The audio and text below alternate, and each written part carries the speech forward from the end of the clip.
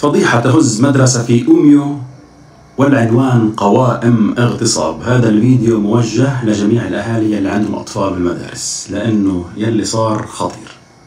تقارير إعلامية كشفت عن قيام مجموعة من طلاب المرحلة الإعدادية في مدينة أوميو السويدية بإعداد قائمة سرية بتضم أسماء زميلاتهم وتصنيف ضمن فئات معينة، من بينها فئة ممكنة للاغتصاب rapeable وأخرى بعنوان غير ممكنة للاغتصاب unrapeable.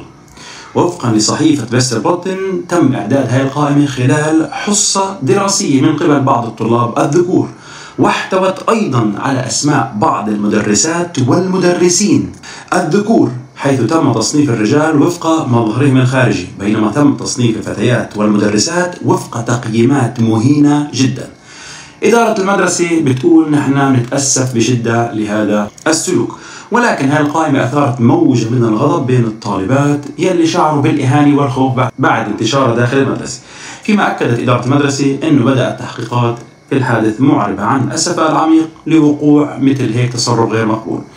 وجاء في البيان الصادر عن مدير المدرسة عبر بريد إلكتروني لصحيفة فيستربوتن أنه هذا السلوك بتناقض تماما مع القيم يلي نعمل على تعزيزها بين طلابنا بشأن الاحترام المتبادل.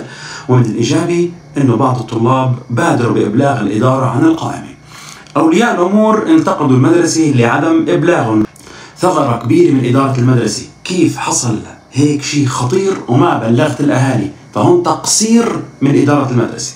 ورغم خطورة الواقعة لم يتم إبلاغ أهالي الفتيات المدرجات في القائمة، مما أثار انتقادات شديدة من قبلهم. وهذا الشيء أدى طبعا إلى أنه إحدى والدات الطالبات يلي وضعت بنتها في فئة ممكنة للاغتصاب عبرت عن صدمة كبيرة، بتقول أنا خايفة من إرسال بنتي للمدرسة بعد اليوم.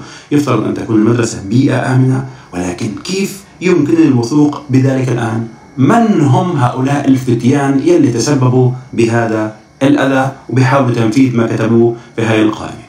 ولكن البعض ربط هاي الحادثة مع حوادث مماثلة دوليا، وهذا الشيء صار بأستراليا العام الماضي، حيث تم طرد طالبان بعد إعداد قائمة مشابهة صنفوا زميلاتهم باستخدام مصطلحات مثل كيوت أي الأنيق الجميل، وايفي الزوجة، وأن ريبل الغير مغتصب أو غير قابل للاغتصاب. وتشير بعض التقديرات إلى أن الحادثة في أوميو ممكن تكون مستوحاة من تلك الواقعة في أستراليا، أو ربما من اتجاهات منتشرة على مواقع التواصل الاجتماعي بتشجع على هيك تصرفات مهينة. من جهتها أكدت إدارة التعليم في بلدية أوميو أنه تأخذ هذه الحادثة على محمل جد، مشيرة إلى أن هناك سياسات واضحة لمكافحة جميع أشكال التنمر والإساءة في المدارس. ولكن حاليا ليس هناك أي قرار أو إجراء قانوني بهذه الحادثة. في الوقت الحالي المدرسة أو إدارة المدرسة ما قررت ما إذا كانت ستقوم بتقديم بلاغ رسمي إلى الشرطة، حيث صرحت بأنها لم تتمكن بعد من التحقق من القائمة بشكل كامل، كما لم يتم تحديد هوية جميع الطلاب المسؤولين عن إعدادها. ولكن هناك ضغوطات متزايدة لاتخاذ إجراءات أكثر صرامة، خاصة مع تصاعد القلق بين الأهالي والمجتمع التعليمي حول تأثير مثل هيك حوادث على سلامة الطلاب في المدارس يلي هي ممكن أو هي بالأساس مطلوب تكون بيئة آمنة. شو رأيكم يا جماعة الخير باللي صار؟ للأمانة خطير.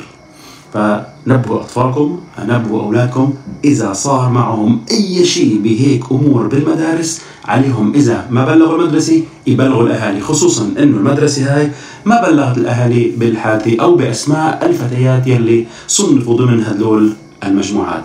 نشر ومشاركة، ونحن هون لنوعي ونوجه ونرشد ونحمي أطفالنا وأطفالكم من هيك ناس مرضى في المجتمع السويدي. نشر المشاركة واللي متابع الصفحة صار وقت.